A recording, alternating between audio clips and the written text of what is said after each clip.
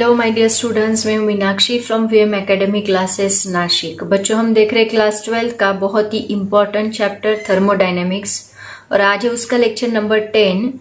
Actually lecture number 9 and 8 में हम लोगों ने थर्मोडायनेमिक प्रोसेस स्टार्ट किया था, तो उससे रिलेटेड कुछ थ्योरी हमने लर्न की थी और टोटल बहुत सारी प्रोसेसेस हम लोग यहाँ पे लर्न करने वाले हैं। तो लेक्चर नंबर 9 में हमने रिवर्सिबल एंड इरिवर्सिबल प्रोसेसेस क्या होते हैं वो स्टडी किया था। तो आज हम उसका सेकेंड पॉइंट स्टडी करने वाले हैं, सेकेंड प्रोसेस स्टडी करने वाले हैं, that is the isothermal process. ये प्रोसेस बहुत ही इंपॉर्टेंट है। इसका फॉर्मूला, वर्क डन का फॉर्मूला क्या रहेगा, अमाउंट ऑफ हीट क्या रहेगी एंड उससे रिलेटेड न्यूमेरिकल्स और उससे रिलेटेड कुछ एमसीक्यूज हम लोग यहाँ पे स्टडी करने वाले हैं। ठीक है, तो चलो स्टार्ट करते हैं आज का लेक्चर, आइसोथर्मल प्रोसेस। बच्चों, the meaning is present itself into the word. See, iso का मतलब होता है सेम और we can say constant, same और कांस्टेंट, एंड थर्मल का मतलब होता है टेम्परेचर। आइसो का मतलब होता है कांस्टेंट, थर्मो का मतलब होता है टेम्परेचर। मतलब एक ऐसा प्रोसेस जिसमें टेम्परेचर कांस्टेंट रहेगा, ऐसे प्रोसेस को हम लोग बोलेंगे आइसोथर्मल प्रोसेस। देखो, इसके पहले हमने एक टॉपिक स्टडी किया था, heat added to a thermodynamic system, है ना। वो टॉपिक में हमने दो टॉपिक्स देखे थे, दो सब टॉपिक्स देखे थे उसके। Heat added during a thermodynamic process, उसमें हमने हीट ऐड की थी, तो धीरे धीरे वो सिस्टम को हमने हीट ऐड की थी और हीट अप्लाई करने के बाद वो पूरी की पूरी हीट कहाँ सप्लाई हुई थी, टू वर्क डन। और सेकेंड प्रोसेस में हमने फ्री एक्सपांशन देखा था, अनकंट्रोल्ड फ्री एक्सपांशन देखा था। तो वहां पे जो फर्स्ट प्रोसेस है, फर्स्ट प्रोसेस में हमने क्या किया था, हीट अप्लाई करने के बाद भी सिस्टम का टेम्परेचर चेंज नहीं हुआ, सिस्टम का टेम्परेचर कांस्टेंट रहा। इसका मतलब जो चेंज इन टेम्परेचर था वो क्या है, 0। तो जिस सिस्टम में टेम्परेचर कांस्टेंट होता है, चेंज इन टेम्परेचर 0 होता है। अगर चेंज इन टेम्परेचर 0 है, इसका मतलब चेंज इन इंटरनल एनर्जी भी क्या रहेगी, 0 रहेगी। तो हमारा जो फर्स्ट लॉ ऑफ थर्मोडायनेमिक है क्या है, Q is equal to W plus delta U। तो ये हमें क्या मिलेगा, Q is equal to W only, क्योंकि यहाँ पे चेंज इन इंटरनल एनर्जी क्या है, 0 है। ये कैसे, ये हम लोग देखे, ऑलरेडी देखा है, ऑलरेडी बताया, बट वापस एक बार मैं बता देती हूँ आपको। देखो कैसे, सपोज हमने एक सिलेंडर लिया और वो सिलेंडर को एक पिस्टन से हमने फिक्स कर दिया और यहाँ पे हमने आइडियल गैस, मैंने आपको बोला अजम्पशन हमने स्टडी किए कल, उसमें हम क्या बोले कि हर एक सिस्टम में हम लोग हर एक प्रोसेस में क्या कंसीडर करने वाले हैं, आइडियल गैस कंसीडर करने वाले हैं। तो यहाँ पे हमने आइडियल गैस लिया और इस आइडियल गैस को बहुत ही एक्सट्रीमली स्लो, इनफाइनाइटेसिमली स्लो, मतलब क्वाजी स्टेट नेचर होता है हर एक प्रोसेस का, ये हमने देखा। तो यहाँ पे बहुत ही स्मॉल, बहुत ही स्लोली हीट हम लोग अप्लाई करने वाले हैं। एक्सट्रीमली स्लो प्रोसेस है एक्चुअली ये। तो जितनी स्लोली आप हीट अप्लाई करोगे, तो वो जो हीट अप्लाई होगी वो उसकी इंटरनल एनर्जी चेंज बिल्कुल भी नहीं करेगी, पूरी के पूरी हीट। क्योंकि हमें पता है Q इज इक्वल टू क्या होता है, W प्लस डेल्टा U होता है। मतलब जो अमाउंट ऑफ हीट हम लोग यहाँ पे अप्लाई कर रहे हैं वो एक तो पिस्टन उठाने में, मतलब काम करने में लगाती है, या फिर सिस्टम, या फिर उसकी इंटरनल एनर्जी चेंज करने में लगाती है। तो कुछ अमाउंट ऑफ हीट इसको जाएगी, कुछ अमाउंट ऑफ हीट इसको जाएगी। लेकिन ये प्रोसेस इतना स्लो है कि सिस्टम क्या करेगी कि मुझे बिल्कुल भी हीट नहीं चाहिए, जितनी भी हीट है पिस्टन को उठाने में लगा दो, राइट ना, क्योंकि उसको कम हीट मिल रही है और जितनी हीट मिल रही है वो पूरी की पूरी हीट वो वर्क डन में लगा रहा है। यहाँ पे चेंज इन इंटरनल एनर्जी 0 है, इसीलिए सिस्टम का टेम्परेचर, सिस्टम ने कुछ भी हीट नहीं ली, इसीलिए सिस्टम का टेम्परेचर क्या रहेगा, कांस्टेंट रहेगा। और delta T is equal to हमें क्या मिलेगा, 0 मिलेगा। लेकिन Q एंड W ये दोनों चीजें यहाँ पे 0 नहीं रहेगी, that is never equal to 0। बस delta U and delta T यहाँ पे 0 रहेगी। ये क्यों पॉसिबल है, क्योंकि ये प्रोसेस बहुत स्लो है। अगर फास्ट लोगे तो बहुत सारी हीट एट अ टाइम आएगी, तो इतनी हीट वो वर्क डन में लगाएगा कि चेंज इन इंटरनल एनर्जी में, तो वो क्या करेगा, हीट को डिवाइड कर देगा, कुछ वर्क डन के लिए, कुछ चेंज इन इंटरनल एनर्जी के लिए। तो इसीलिए हीट डिस्ट्रीब्यूट होती है, इसलिए प्रोसेस बहुत ही स्लो है। तो इसके एग्जांपल्स हम देख सकते हैं। मेल्टिंग ऑफ आइस बहुत ही स्लो प्रोसेस है, राइट ना। मेल्टिंग ऑफ आइस में क्या होता है, स्लोली स्लोली आइस मेल्ट होता है, तो उसका टेम्परेचर कांस्टेंट रहेगा और वहां पे जितनी भी हीट है वो वर्क डन में लगाती है। वो एक बेस्ट एग्जांपल है इसके लिए। तो ये हो गया इसका मीनिंग। क्या स्टडी किया हमने कि इसमें डेल्टा टी 0 है, डेल्टा यू 0 है, तो क्यू इज इक्वल टू क्या है, डब्ल्यू है according to first law of thermodynamic. तो यहाँ पे जो भी प्रेशर है, यहाँ पे देखो अभी जो भी हीट हम अप्लाई कर रहे हैं, हीट किसके लिए अप्लाई हो रही है, ये पिस्टन ऊपर जा रहा है, मतलब क्या हो रहा है, पिस्टन अगर ऊपर जा रहा है इसका मतलब क्या हो रहा है, ये वॉल्यूम क्या हो रहा है, एक्सपांड हो रहा है, वॉल्यूम एक्सपांडेड, राइट। अगर वॉल्यूम एक्सपांड हो रहा है इसका मतलब प्रेशर कम हो रहा है, क्योंकि पिस्टन जितना ऊपर जाएगा वॉल्यूम इंक्रीजेस, प्रेशर डिक्रीजेस। ये लॉ हमने कहाँ पे पढ़ा है, वॉल्यूम इंक्रीजेस प्रेशर डिक्रीजेस। ये किसने कहा था, it states that Boyle's law, right ना।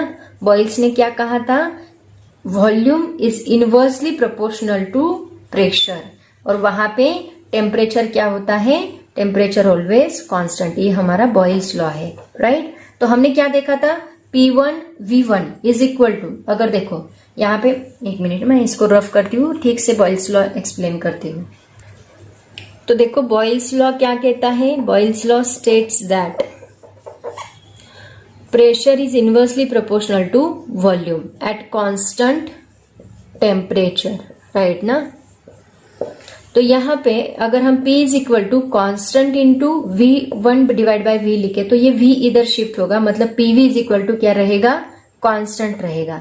इसी का मतलब क्या होता है, P1 V1 is equal to P2 V2। मतलब यहाँ पे P1 V1 लिया है तो आपकी बुक में यहाँ पे PI VI लिया है एंड PF VF लिया है। मतलब क्या, initial volume initial pressure is equal to final volume final pressure, ये क्या होते हैं, हमेशा कांस्टेंट होते हैं, ऐसे उसका मीनिंग है, ठीक है। PI VI is equal to PF VF। और इसी के ऊपर से हम लोग यहाँ पे आइसोथर्मल प्रोसेस के लिए वर्क डन का फॉर्मूला डिराइव करने वाले हैं। कैसे, देखो तो जो वर्क डन का फॉर्मूला हम लोग डिराइव करने वाले हैं उसको आपके बुक में एक टाइटल दिया है उन्होंने, थर्मोडायनेमिक्स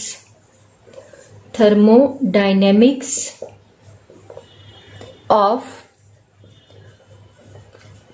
आइसोथर्मल प्रोसेस। तो देखो कैसे फॉर्मूला डिराइव किया है। यहाँ पे सबसे पहले बॉयल्स लॉ यूज किया गया, PV इज इक्वल टू क्या होता है, कांस्टेंट, ठीक है। Then PI VI is equal to क्या होता है, PF VF, ठीक है। तो अभी हमें पता है, सपोज हमने that is equal to constant ऐसे भी लिख लो। देखो यहाँ पे एक सिलेंडर हमने कंसीडर किया था, सिलेंडर के ऊपर पिस्टन रखा है और आइडियल गैस को हमने हीट अप्लाई की थी, राइट। तो यहाँ पे अमाउंट ऑफ हीट अप्लाई करने के बाद वॉल्यूम एक्सपांड होगा, गैस एक्सपांड होगी, गैस एक्सपांड होने के बाद ये पिस्टन ऊपर जाएगा। तो यहाँ पे टोटल वर्क डन की जगह पे हमने एक बहुत ही छोटा सा इनफाइनाइटेसिमली स्मॉल वर्क डन कंसीडर किया, जिसको हम बोलते हैं DW। और आइडियल गैस के लिए DW का फॉर्मूला क्या होता है, that is P into DV। Already हमने बहुत बार इसको स्टडी किया है। फोर्स अप्लाई किया, राइट। फोर्स अप्लाई करने के बाद बॉडी ने कुछ डिस्प्लेसमेंट मूव किया जिसको हमने DX नाम दिया था। तो हम वर्क डन का फॉर्मूला लेते हैं force into displacement, that means force into DX। यहाँ पे फोर्स क्या है, फोर्स हम प्रेशर के फॉर्म में लिखते हैं, प्रेशर इज इक्वल टू होता है फोर्स पर यूनिट एरिया। तो फोर्स इज इक्वल टू ये A इधर शिफ्ट होगा तो P इंटू A होगा।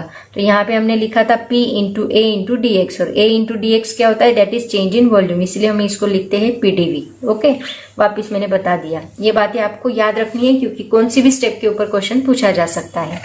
तो DW इज इक्वल टू क्या है, PdV। बहुत ही छोटा सा वॉल्यूम हमने कंसीडर किया और बहुत ही छोटा सा वर्क डन हमने लिया, DW is equal to PdV, ठीक है।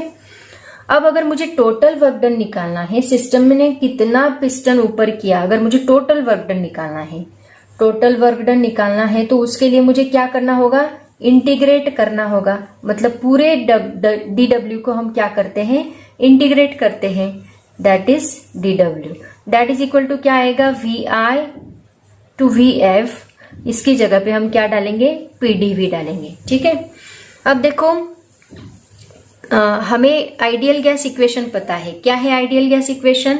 Ideal gas equation is PV is equal to nRT, और इसका यूज करके हम लोग पी का फॉर्मूला बना सकते हैं। क्या फॉर्मूला बनेगा पी का? पी इज इक्वल टू, अगर ये v इधर शिफ्ट किया तो यहाँ पे nRT, वो v मल्टीप्लाई है, इस साइड आके शिफ्ट करने के बाद वो डिवाइड होगा। अब ये फॉर्मूला एज इट इज हम लोग इस फॉर्मूले में डाल देंगे टोटल वर्क डन के। ठीक है, तो total work done that is denoted by W is equal to integration of VI to VF into P की जगह पे ये डालो nRT divide by V into dV। अब देखो ये dV और V ये दोनों ही भी अंदर रहेंगे, क्योंकि V का इंटीग्रेशन हमें निकालना है। बाकी N कांस्टेंट है, R कांस्टेंट है, T कांस्टेंट है, सभी कांस्टेंट टर्म्स को हम लोग बाहर निकालेंगे। तो हमें क्या मिलेगा? W is equal to nRT बाहर निकाला और integration VI to VF dV by V। And हम लोगों ने देखा है कि 1/v का इंटीग्रेशन क्या होता है? 1/v का इंटीग्रेशन होता है log v, राइट? ये फॉर्मूले इंटीग्रेशन चैप्टर में हम लोग स्टडी करेंगे। log v का जैसे डिफरेंशिएशन 1/v होता है, वैसे 1/v का इंटीग्रेशन log v होता है। तो nRT log इंटू v, और इसको हम लोग लिमिट लगाएंगे कहां से कहां? vi से vf तक। तो हमारा फॉर्मूला क्या बनेगा? देखो W is equal to nRT, एक बार हम लोग VI पुट करेंगे, देन माइनस करेंगे, एक बार VF, सॉरी ये VF ऊपर आएगा क्योंकि ऊपर की वैल्यू पहले पुट करते हैं, माइनस करके फिर नीचे की वैल्यू VI पुट करेंगे। ठीक है, और लॉग में जो माइनस होता है उसका मतलब क्या होता है? डिवीजन। प्लस हुआ तो मल्टीप्लीकेशन, माइनस हुआ तो division. So W is equal to यहाँ पे क्या बनेगा? nRT log VF divide by VI। तो ये जो हमें फॉर्मूला मिला है ये है फॉर्मूला ऑफ वर्क डन। तो अभी देखो यहाँ पे हमने क्या स्टडी किया? फर्स्ट लॉ ऑफ थर्मोडायनेमिक क्या है? Q is equal to W plus delta U। लेकिन हमने देखा कि डेल्टा U कांस्टेंट टेम्परेचर है, तो डेल्टा इज इक्वल टू क्या होता है? 0 होता है। मतलब हमें Q इज इक्वल टू क्या मिलेगा? बस W मिलेगा। तो ये जो W का फॉर्मूला है ये दोनों के लिए एप्लीकेबल है। तो यहाँ पे हम बोल सकते हैं Q इज, कभी वो Q पूछेंगे कभी वर्क डन पूछेंगे, तो दोनों फॉर्मूले दोनों के लिए सेम फॉर्मूला अप्लाई होगा, nRT log VI by VF divide by VI। ये हमारा फाइनल फॉर्मूला है वर्क डन का। ठीक है, तो देखो बच्चों जो हमने स्टडी किया उसको एक बार मैं शॉर्ट में बताती हूँ। सबसे पहला पॉइंट हमने देखा इक्वेशन ऑफ स्टेट, इसके लिए क्या है? जो हमारा बॉयल्स लॉ है, इक्वेशन ऑफ स्टेट। ये बातें आपको याद रखनी है। इक्वेशन ऑफ शॉर्ट में बता रही हूँ, पीवी इज इक्वल टू क्या है? कांस्टेंट। ये इक्वेशन ऑफ स्टेट यहाँ पे रहेगा। सेकेंड हमने देखा कि delta T is always equal to क्या होता है? 0 होता है। मतलब टेम्परेचर हमेशा कांस्टेंट रहेगा। इसका मतलब जो सिस्टम है that is always in thermal equilibrium. अगर डेल्टा टी कांस्टेंट रहेगा तो delta T is equal to 0 रहेगा, मतलब टेम्परेचर हमेशा कांस्टेंट रहेगा, मतलब सिस्टम क्या रहेगा? थर्मल इक्विलिब्रियम में। ठीक है, क्योंकि थर्मल इक्विलिब्रियम का मतलब क्या होता है? Constant temperature. तीसरा हमने देखा अगर डेल्टा टी 0 है तो चेंज इन इंटरनल एनर्जी भी क्या रहेगी? 0 रहेगी। No change in internal energy, energy is exchange with the environment. ठीक है, डायरेक्टली एनर्जी किसमें एक्सचेंज होगी? एनवायरमेंट से एक्सचेंज होगी। इंटरनल एनर्जी में कुछ भी चेंज नहीं होगा। Energy exchange with the environment, मतलब वर्क डन जो हो रहा है वो energy exchange in the environment. ठीक है, उसके बाद चौथा पॉइंट आप लोग याद रखोगे कि W इज इक्वल टू क्या होता है? P into delta V। ये हमने स्टडी किया। ओके, तो W का फॉर्मूला हम लोगों ने क्या डिराइव किया? By using this equation that is nRT log VF divide by VI। तो ये फॉर्मूला भी आपको याद रखना है। उसके बाद 5वां पॉइंट हम लोग याद रखेंगे, उसके ऊपर MCQ पूछा है। देखो 5वां 6 नंबर का जो पॉइंट है 5th एंड 6 नंबर का, वो आपको याद रखना है। देखो हमने देखा, अगर यहाँ पे हमने क्या किया था, सिस्टम को हीट अप्लाई की थी, राइट। मतलब यहाँ पे हीट क्या कर रही है, सिस्टम एब्जॉर्ब कर रही है। सिस्टम हीट क्या कर रही है, एब्जॉर्ब कर रही है। अगर सिस्टम हीट एब्जॉर्ब कर रही है तो गैस क्या हो रहा है, एक्सपांड हो रहा है। गैस एक्सपांड, गैस एक्सपांड हो रही है मतलब क्या हो रही है, वॉल्यूम इंक्रीज हो रही है। That means volume increases. अगर वॉल्यूम इंक्रीज हो रही है तो अपना W का फॉर्मूला क्या है, P इंटू dV। अगर वॉल्यूम इंक्रीज हो रही है इसका मतलब फाइनल वॉल्यूम ज्यादा रहेगा, इनिशियल वॉल्यूम कम रहेगा। इसका मतलब dV हमें पॉजिटिव मिलेगा, मतलब वर्क डन यहाँ पे क्या मिलेगा, पॉजिटिव मिलेगा। ये बात आपको याद रखनी है, राइट ना। Positive work, doing positive work, that system doing positive work when heat is absorb, because gas expand, volume increase, hence positive work is done there. इसके अपोजिट क्या होगा, जब हीट रिलीज होगी, मतलब गैस जो सिस्टम है वो हीट क्या करेगी, रिलीज करेगी। जब हीट रिलीज होगी, जब हीट रिलीज होगी तो गैस कंप्रेस होगी, राइट ना। मतलब पिस्टन हमने दबाया, पिस्टन दबाने के बाद गैस क्या हो रही है, कंप्रेस हो रही है। गैस कंप्रेस होगी तो हीट रिलीज होगी, मतलब वॉल्यूम क्या होगा, यहाँ पे डिक्रीज होगा। अगर वॉल्यूम डिक्रीज होगा तो फाइनल वॉल्यूम कम रहेगा, इनिशियल वॉल्यूम ज्यादा रहेगा। W इज इक्वल टू क्या होता है, P into VF minus VI होता है। तो ये कम रहेगा, ये ज्यादा रहेगा, मतलब हमें निगेटिव वर्क डन मिलेगा। So we will get the negative work done here. आया समझ में। तो इसके ऊपर उन्होंने एक MCQ पूछा है, इसीलिए मैंने आपको ये बात बताई। तो ये जो पॉइंट्स है इसको शॉर्ट में आप लोग लिख लो, ये आपको याद रखने हैं, क्योंकि इसके ऊपर से आप पूरा आइसोथर्मल प्रोसेस एक्सप्लेन कर सकते हैं, इतने पॉइंट्स अगर आपने याद रखे तो। ठीक है, बस यहाँ पे याद रखना है कि यहाँ पे टेम्परेचर हमेशा कांस्टेंट होता है, इसीलिए इंटरनल एनर्जी 0 होती है। तो Q इज इक्वल टू क्या होता है, W होता है। W का फॉर्मूला ये आप लोग याद रखो, ठीक है। और ये बात है आपको याद रखनी है। अब देखते हैं इसका ग्राफ कैसा रहेगा। ग्राफ देखो, PV डायग्राम कुछ इस तरह रहेगा। यहाँ पे प्रेशर, यहाँ पे वॉल्यूम, ये इसका ऐसा ग्राफ मिलेगा। मतलब pressure decreases and volume increases, ऐसा ग्राफ हमें यहाँ पे मिलेगा। इस ग्राफ को टेम्परेचर कांस्टेंट होने की वजह से आइसोथर्म भी कहा जाता है। मतलब जो पीवी डायग्राम है, इसको पीवी डायग्राम बोलते हैं ना हम लोग, तो पीवी डायग्राम का दूसरा नाम क्या है आइसोथर्मल प्रोसेस में, आइसोथर्म। आइसोथर्म मतलब कांस्टेंट टेम्परेचर। तो यहाँ पे टेम्परेचर कांस्टेंट है तो इसलिए हमें ऐसा ग्राफ मिलता है। कभी कभी ग्राफ भी वो लोग पूछ सकते हैं, इसीलिए बहुत सारे ग्राफ देंगे, ऑप्शन देंगे which is the graph of isothermal process. तो आप लोग विच इज द कर्व, तो आपको समझ में आना चाहिए this one is the curve. Pressure decreases, volume increases, बस इतना याद रखना है। उसके बाद इसके एग्जाम्पल्स अगर उन्होंने पूछे, state any example of isothermal process, तो मेल्टिंग ऑफ आइस ये एक एग्जाम्पल है, मेल्टिंग ऑफ आइस। उसके बाद बॉइलिंग ऑफ वाटर, ये भी इसका एग्जाम्पल है।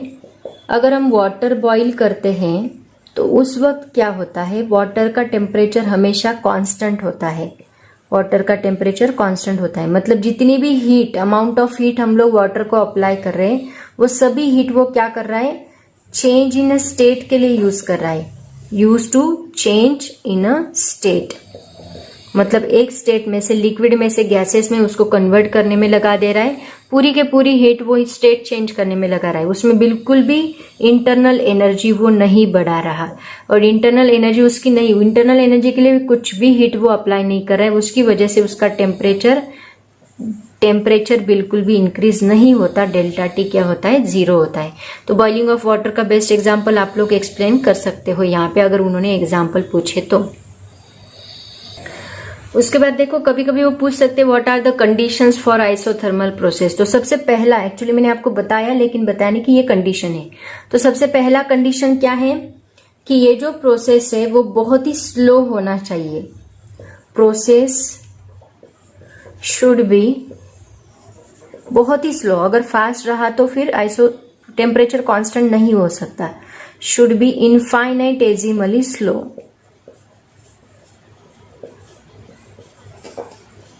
Slow, very slow, very very slow भी बोल सकते हैं। सेकेंड कंडीशन बहुत ही इंपॉर्टेंट है कि जो बाउंड्री है, मतलब बाउंड्री मतलब क्या, कि जो सिलेंडर की वॉल होती है, ये वॉल, ये क्या होनी चाहिए, कंडक्टिंग होनी चाहिए, या फिर हम बोल सकते हैं डायथर्मिक होनी चाहिए, शुड बी कंडक्टिंग। अगर आप इसको इंसुलेशन डाल दोगे तो हीट एक्सचेंज पॉसिबल नहीं होगा, एनवायरमेंट को हीट नहीं जाएगी। तो ये जो वॉल है ये क्या होनी चाहिए, इसकी जो बाउंड्री है वो क्या होनी चाहिए, शुड बी कंडक्टिंग, कंडक्टिंग और we can say diathermic. Okay, तो ये दोनों कंडीशन यहाँ पे बहुत इंपॉर्टेंट है। कभी कभी वो लोग कंडीशन भी पूछ सकते हैं, तो ये दोनों आप लोग वहां पे लिखोगे, ठीक है। उसके बाद देखो बच्चों, आपके बुक में पेज नंबर 91 पे उन्होंने क्वेश्चन पूछा है, यूज योर ब्रेन पावर। उसमें क्वेश्चन पूछा है, show that the isothermal work done may also be expressed as W is equal to nRT log PI minus PI divide by PF। तो ये उन्होंने शो करने के लिए बोला है। तो देखो इसको शो कैसे करते हैं। सबसे पहले वर्क डन का फॉर्मूला क्या है, nRT log VF divide by VI। तो हमें पता है PI VI is equal to क्या होता है, PF VF according to Boyle's law. According to Boyle's law ये इक्वेशन हम लोग बनाते हैं, PI VI is equal to PF VF। तो इसकी जगह पे हम लोग कैसे कर सकते हैं, देखो VF डिवाइड बाय VI का रेशियो हमें बनाना है। तो VF एज इट इज रखो, इस VI को इधर शिफ्ट करो, तो ये PF इधर आएगा, तो PI डिवाइड बाय PF आएगा is equal to VF divide by VI आएगा। तो इसको अगर मैं इक्वेशन 1 नाम देती हूँ और इसको इक्वेशन 2 नाम देती हूँ, तो इक्वेशन 2 की VF डिवाइड बाय VI की वैल्यू क्या है, PI डिवाइड बाय PF। ये अगर हमने इसके अंदर पुट की, पुट इक्वेशन 2 इन इक्वेशन 1, तो हमें क्या मिलेगा, W is equal to nRT into log PI divide by PF, ये फॉर्मूला मिलेगा, ठीक है। यही तो उन्होंने प्रूव करने के लिए बोला है। और हम इसको बहुत सारे फॉर्म्स में लिख सकते हैं, कैसे देखो, हमें पता है P1 V1 is equal to क्या होता है, nRT बराबर P1 V1 is equal to क्या होता है, nRT। Similarly P2 V2 is also equal to क्या होता है, nRT। तो हम लोग इस nRT की जगह पे ऐसे भी लिख सकते हैं, W is equal to P1 V1 into log VF divide by VI। तो ऐसे इसके अलग अलग फॉर्म आ सकते हैं, P1 V1 के फॉर्म में, या फिर आप इसकी जगह पे P2 V2 भी डाल सकते हैं, क्योंकि P2 V2 is also equal to nRT है, तो P2 V2 भी डाल सकते हैं। तो ये इसके डिफरेंट फॉर्म है, this is in pressure form, this is in P1 V1 form, this is in volume form. तो ऐसे अलग अलग फॉर्म में वर्क डन का आइसोथर्मल का इक्वेशन हम लोग लिख सकते हैं। समझ में आया? तो ये सब इसका थ्योरेटिकल पार्ट हमने स्टडी किया है। अब हम लोग इसके ऊपर कुछ क्वेश्चन सॉल्व करते हैं, मतलब कुछ न्यूमेरिकल जो आपके एक्सरसाइज में दिए हैं या फिर उससे related extra numerical, and then उसके रिलेटेड MCQs जो आपके बुक में दिए हैं वो भी हम लोग सॉल्व करते हैं, ठीक है। तो सबसे पहला क्वेश्चन देखो बच्चों, आपकी एक्सरसाइज का क्वेश्चन है। जो क्वेश्चन हम एक्सरसाइज से सॉल्व करते हैं उनको टिक करते जाओ आपके बुक में जो जो सॉल्व हुए हैं। पहला क्वेश्चन देखो, an ideal gas is taken through an isothermal process if it does 2000 joule work on its environment, how much heat is added to it. Isothermal बोला है, इसका मतलब इंटरनल एनर्जी क्या रहेगी, 0 रहेगी, because delta T is equal to 0 रहेगा। तो work done उन्होंने दिया है, तो उन्होंने पूछा है कि कितनी हीट उसमें हम लोग ऐड कर सकते हैं, ठीक है। तो चलो स्टार्ट करते हैं। सबसे पहले लिख लो गिवन, बहुत ही सिंपल न्यूमेरिकल है। देखो गिवन उन्होंने क्या बोला है, work done is equal to कितनी है, 2000 जूल। इसको मॉड क्यों डाला, क्योंकि ये स्केलर क्वांटिटी हम लोग ले रहे हैं, ठीक है। तो दैट इज इक्वल टू, इसको प्लस माइनस नहीं रहेगा, that is equal to 2000 joule उन्होंने बोला है। और आइसोथर्मल बोला है, इसका मतलब इंटरनल एनर्जी यहाँ पे क्या रहेगी, 0 रहेगी। और पूछा है क्यू कितना रहेगा, बहुत ही सिंपल है। According to first law of thermodynamic, क्या है, फर्स्ट लॉ ऑफ थर्मोडायनेमिक हमें क्या बताता है, शॉर्ट में लिखती हूँ। First law of thermodynamic, Q is equal to क्या होता है, W प्लस डेल्टा U। तो यहाँ पे W कितना दिया है, Q is equal to 2000 joule and delta U क्या है, 0। इसका मतलब Q क्या रहेगा, that is equal to 2000 joule. कुछ कैलकुलेशन करना ही नहीं था, बस Q is equal to W हमें डाल देना। That means heat added to the gas system in this process is 2000 joule. आया समझ में? ओके, ऐसे सॉल्व करना है। नेक्स्ट क्वेश्चन देखो बच्चों, आपके बुक में सॉल्व न्यूमेरिकल है, ये टेक्स्ट बुक का क्वेश्चन देखो क्या है। 0.5 mole of gas at temperature 300 kelvin expands, मतलब N दिया है 0.5 मोल एंड टेम्परेचर दिया है 300 केल्विन। आइसोथर्मली मतलब टेम्परेचर यहाँ पे कांस्टेंट रहेगा, change in temperature. From an initial volume मतलब VI दिया है 2 litre to final volume 6 litre. Okay, VF दिया है 6 litre. What is the work done by the gas, R is equal to 8.31 joule mole K. Joule mole यहाँ पे गलती कर दी उन्होंने, joule mole inverse K inverse होना चाहिए, joule mole inverse K inverse. Second, how much heat is supplied to the gas, मतलब हमें वर्क डन निकालना है। Work done is nothing but the Q, amount of work done. Q is equal to W होता है क्योंकि। Can you explain the significance of positive sign of the work done and the heat. सोचो जरा, मैंने आपको बताया positive sign कब रहेगा वर्क डन का, निगेटिव साइन कब रहेगा। तो दोनों को पॉजिटिव एंड निगेटिव साइन का सिग्निफिकेंस आप लोग बोल सकते हैं। वैसे इनमें मैं बताने ही वाली हूँ, बट आप लोग भी जरा सोचो, ठीक है। तो चलो सबसे पहले हम गिवन लिख लेते हैं। गिवन देखो क्या दिया है उन्होंने, सबसे पहले N दिया है। N कितना दिया है, दैट इज 0.5 मोल। उसके बाद T दिया है 300 केल्विन। VI कितना दिया है 2.0 लीटर एंड VF कितना दिया है, VF दिया है 6 लीटर, 6.0 लीटर एंड R दिया है, R कांस्टेंट होता है, नहीं दिया तो भी आपको ये वैल्यू लेनी है 8.31 joule mole inverse K inverse, ठीक है। और उन्होंने W निकालने के लिए बोला है, तो W का फॉर्मूला क्या है अपना, nRT ln VF divide by VI। तो इसमें देखो ये जो ln है ना, इसका अगर आपको log x में कन्वर्ट करना है, क्योंकि हमारे पास नेचुरल लॉगरिथम है। नेचुरल लॉगरिथम जो होता है that is to the base 10 होता है, और ये जो है that is to the base e है। तो यहाँ पे हम लोग इसको कन्वर्ट कर लेंगे, तो log VF divide by VI कैसे आएगा, उसको हमें मल्टीप्लाई करना होगा E से, दैट इज 2.303 इंटू, ये हमेशा बात याद रखो, सपोज यहाँ पे x दिया है, ऐसे हम लोग कंसिडर करते हैं, तो हम लोग इसको log x ऐसे लेते हैं। तो यहाँ पे आगे जाके हमें इस फैक्टर से मल्टीप्लाई करना होगा, ठीक है। तो W निकालना है, W इज इक्वल टू डाल दो, N क्या दिया है, सभी वैल्यूज दी है आपको, 0.5 इंटू 8.31 इंटू T कितना दिया है 300 इंटू ln log मतलब log VF कितना है 6 divide by 2, so that is equal to 0.3, सब मल्टीप्लीकेशन है, बाकी कुछ भी नहीं है। 8.31 इंटू 300 इंटू ये क्या आएगा, इसको मल्टीप्लाई करो 2.303 इंटू ये क्या आएगा 2 3 6, मतलब यहाँ पे हम क्या लिखेंगे log 3 लिखेंगे। ओके, log 3 की वैल्यू क्या होती है log टेबल में देखो, दैट इज 0.4771। तो हम लोग लिखेंगे 0.3 इंटू 8.31 इंटू 300 इंटू 2.303।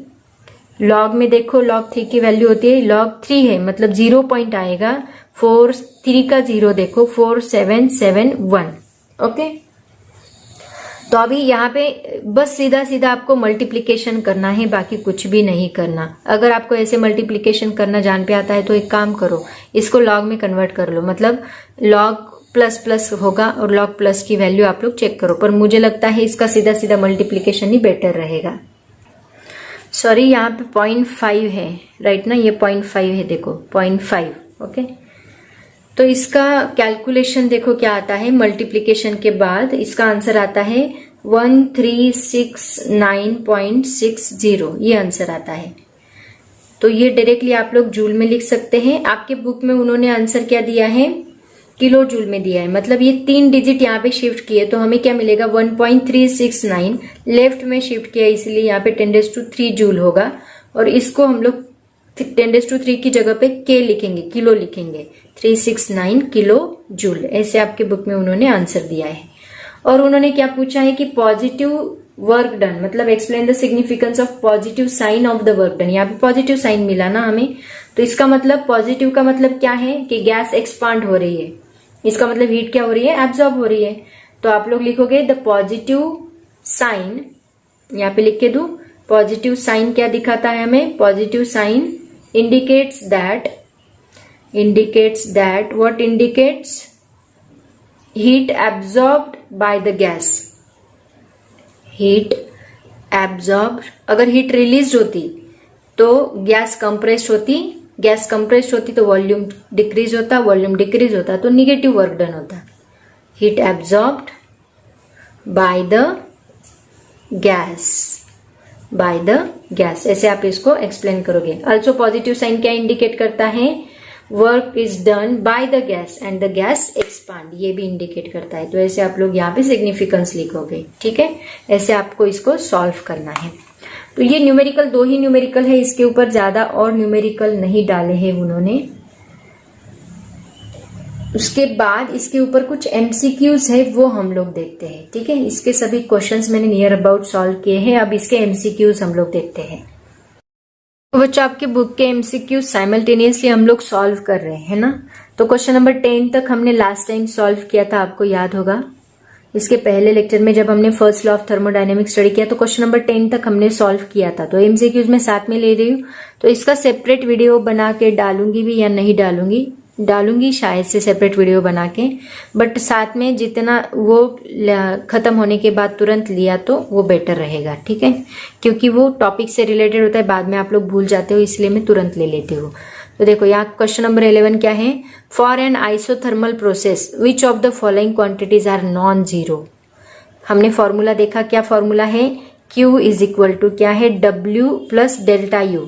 तो इसमें हमने क्या कहा, इंटरनल एनर्जी क्या होती है, 0 होती है, लेकिन Q एंड W 0 होता है क्या, नहीं। डेल्टा U 0 है, डेल्टा T 0 है, but Q and W are not 0। तो उन्होंने नॉन जीरो कौन सी क्वांटिटी है वो पूछा है। Delta U and delta T 0 है, delta U and W, delta U 0 है, W नहीं है, delta U and Q, delta U 0 है, Q नहीं है, बट Q एंड W दोनों भी क्या है, नॉन जीरो है। तो अपना आंसर कौन सा करेक्ट रहेगा, दैट इज बी।